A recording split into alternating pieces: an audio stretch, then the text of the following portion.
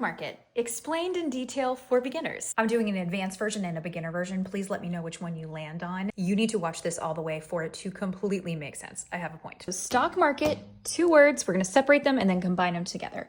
A stock represents a small piece of ownership of a company. Keyword there. So a company would split up into a bunch of tiny little pieces. We call that shares. So for example, if I own 100 shares of Apple stock, shares just means the quantity, stock represents ownership. So stock represents ownership of a company. Now Apple has split up their company into 15 billion tiny little pieces, and each share has a value. Right now it's around $200 per share, but if we were to take the amount of shares outstanding, the bunch of tiny little pieces, times the price per share, you'd get the total market value of the company. Right now, it's over $3 trillion.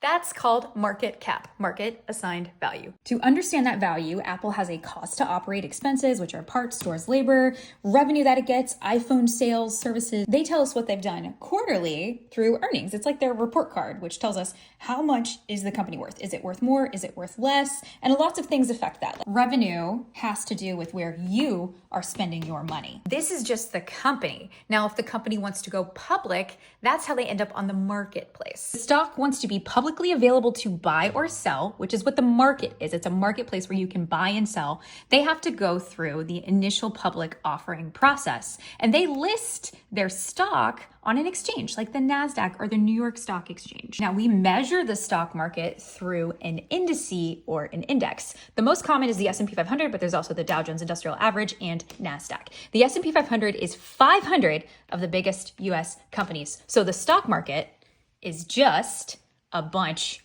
of companies. Let's not overcomplicate it. And in order to be in the S&P 500, it's elite club status. There are rules to be included, which means companies are kicked in and out of this actually quarterly. And every company or individual stock is separated into 11 GICS sectors, as you can read them all there. Another term for stock is equities, and that also includes ETFs, which are exchange traded funds, which is very common for first investments. These are what we call passive investments, because you can't buy an index directly, the S&P 500, the 500 biggest companies, but you can buy something that mirrors the S&P 500, which is an ETF, and it's very common because it's elite club status. Your stock market is centered around the consumer. And if you want to access it, your brokerage firm is what connects you to the market. Ask your questions. I have a really great free ebook in my profile. Let's get Finfluent, not Finfluenced. Here's the whole board for those who keep asking.